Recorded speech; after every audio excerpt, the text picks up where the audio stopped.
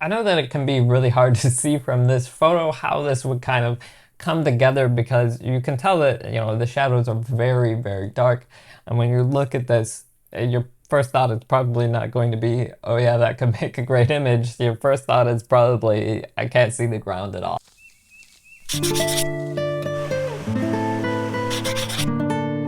I think that this is an excellent lens. Hello everyone and welcome back to my channel. My name is Emma and professionally I'm a software developer, but in my free time I love landscape photography and making related videos here on YouTube. In today's video I want to show you how to edit your bracketed photos, whether that be editing a single shot and how you should actually pick the right photo to edit, or if that's something like an automatic HDR merge in your editing software, or combining a couple of photos manually. Now, before I've showed you how to actually take automatically bracketed shots with the Nikon Z6 II, and in the video that I took last week, and the photos that I took there, I was using that automatic bracketing, and I'm going to use those automatic bracketed shots for this editing video today. To start off, I'm going to show you how those bracketed shots will help you to make sure that you've gotten the photo at the right exposure, and then how you can pick which photo of the bracket is the one that's at the correct exposure that you should actually start editing. So to do that, I'm going to use these photos that I took last week, and I've got all these photos in here, and you can see that there's a lot of very similar compositions or the same composition that are at different exposure levels. And that's because I was taking most often a 5-shot bracket. So I was having the camera automatically take 5 different shots at 5 different exposures. I was dealing with a very high contrast between the sky and the ground. It was a backlighting, a sunset light on trees and so forth on the ground. So in this photo, we can see the sky up there, but we really can't see the ground at all. And as we walk through the bracket, this one's actually even darker for the ground, and then this one's starting to have a bit better ground exposure. This one has a really good ground exposure, but now we can't see any color in the sky. And so if I were looking for just a single shot to edit, I'm not combining these together, but I just want one shot that I can edit. I can actually do that from this bracketed set because my camera has really good dynamic range in a single photo in those raw files that you can pull out in your photo editor. And a lot of good cameras are going to have that. So you may not need to actually combine photos in order to get a good shot, and I didn't combine photos in the edits of all of my photos that I took last week. However, it's still really useful to use bracketing in this kind of a situation, even though you're gonna just edit a single shot, because that can help you to make sure that you get a photo at the right exposure by just taking several different exposures automatically. Because when you're standing there in the field under natural light, it can be hard to tell on the camera screen whether you've gotten the right exposure or not. It's not a very big screen, and then you're standing outdoors, and so it might be really bright or really dark outside, and that can skew the way that the screen looks to you. And so this way, once you get back and you get it on the computer, you know you've got a good shot. So how am I gonna pick the right shot from this bracket? Well, I'm gonna look for a photo that has some detail in the sky and in the ground, because I need to be able to edit both of those things. And then I'm also going to look for a photo that kind of favors the sky in that detail, because a lot of cameras, and my camera included, have a lot more data in the shadows. You can recover the shadows much more easily than you can recover the highlights. And so this photo right here would not be the one that I would choose, because you can see the highlights where the sky is up here look pretty blown out. So this one I wouldn't want to use probably, even though the ground looks really good. But if I were editing a single shot, there's no way I'm going to recover any of the sunset color in the sky. And if I wanted that, then I'm not going to use that one. This one is a little bit better though. Now we've got a little bit of cloud detail here in the sky. This one is super dark. We've got a lot of shadow on the ground. I don't think I'd really be able to fully recover that without getting a lot of noise. This one's even darker. That one's actually a bit too dark even for the sky. So there's no point in using that.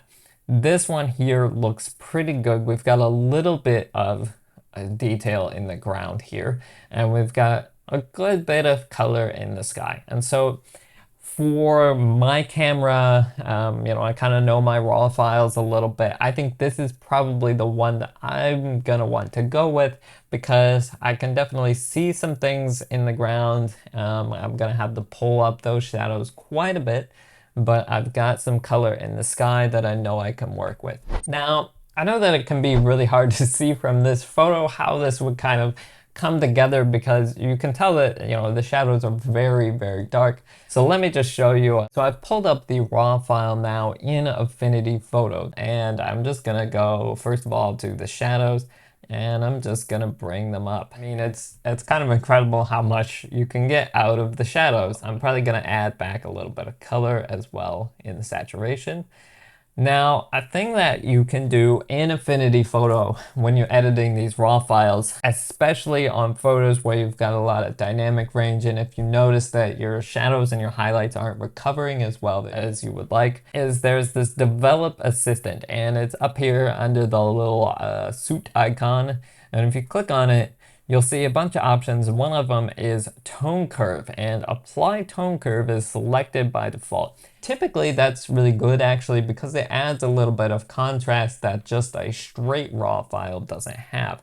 However, if you're trying to really recover a lot in your shadows and highlights, you can turn it off just by clicking the options and selecting take no action. And now you can see my photo looks a lot flatter and a lot more detail has actually showed up in the sky. Now at this point though, I have to do a lot more work in order to really get the photo looking good because it does start to look very flat. But what this gives me the ability to do is to go over to the Tones tab of Develop and actually add my own curves adjustment to it. And as far as the curves adjustment goes, I have an editing video on how to use the curves adjustment as well, so you can check that out too after this if you're not familiar with it. So that's all that I'm going to do with this photo right now because I don't want this to turn into a full exploration of how to develop a raw file because that's not what this video is about.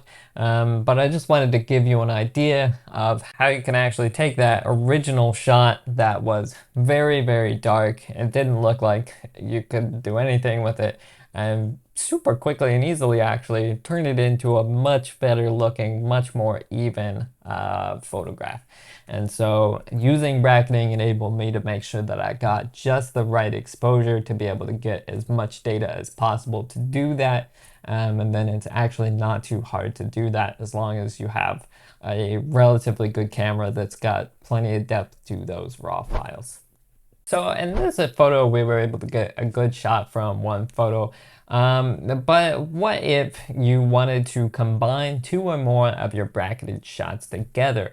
Now, I'm not actually going to show you how to do that today because I have videos over in my editing video playlist which tell you how to do an HDR merge or manually combine two shots, and I don't want to go over that again. But let me kind of talk you through how you might pick shots for that and make sure that you've got what you need. If you are planning on editing your shots using an HDR merge that you would have Affinity Photo or some other photo editor do for you, the main thing that you need to watch for in your shot is just that they're all lined up. And so, if I go back to the same one again, if I look at these, they're all lined up really nicely because this was shot using a tripod, and so all of these shots were nice and steady. The other thing that you need to watch for is that nothing moved in the photo. If it's a windy day or you have some subject that's moving, there was a bird or something, if it moves between your bracketed shots, they're not going to line up correctly. So you need to have, trees that aren't moving around, leaves that aren't moving around. It needs to be a very still day in order for those bracketed shots to line up. And then another thing that you need to watch out for with HDR merges is the settings in your editing software. And I bring this up because With this set of photos, I initially thought I'm gonna HDR merge them, and then when I tried it and I looked at them, they were actually super blurry. And then as it turned out, the problem was actually a setting in Affinity Photo. So if I start a new HDR merge in Affinity Photo, I've got 5 photos here that I want to merge. And what I did was I had the noise reduction checkbox turned on.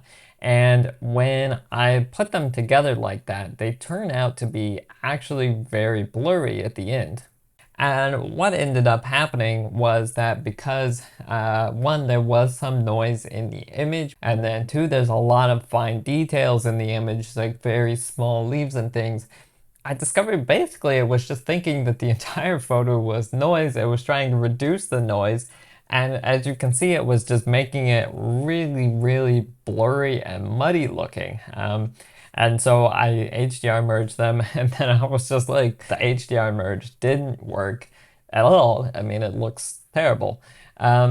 And so what I discovered was that I needed to actually uncheck this noise reduction box. And so you can see with the noise reduction unchecked that it actually works correctly. And so just wanted to throw that out there since I've made a video before about HDR merging in Affinity Photo that could be a little bit of a pitfall that I've learned about that you might need to watch for.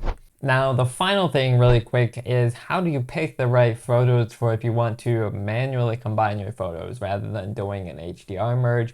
Maybe you've got one picture of the sky and one picture of the ground that you really like, and you just want to combine those two together with some layer masks instead of a whole HDR merge process, which combines all of the pixels everywhere. Instead, you just want to take this photo and kind of meld them together. So you do still need to make sure that your photos are really well lined up. Besides that though, you need to look for photos where the combination of the two photos is going to look natural together. And so, you know, if I take a really bright picture of the ground and a really dark picture of the sky, and I put them together, they're actually gonna look quite funny together because it's gonna start looking like the ground is brighter than the sky. So you need to pick pictures where the sky and the ground look natural together. Now, these particular photos, I can tell you right off the bat, would not work very well for that because we have a lot of dark details on top of the sky. There's a lot of leaves and branches up here in the top of the photograph. And all of this stuff up here, if I were to overlay those photos, I would have a hard time brightening up these elements up here. And so that's why using the HDR or a single shot was a better option for these photos, but sometimes it's a better option the other way. And so I wanted to just go over how you would pick the correct shots from your bracket for that, in addition to the HDR and a single shot edit.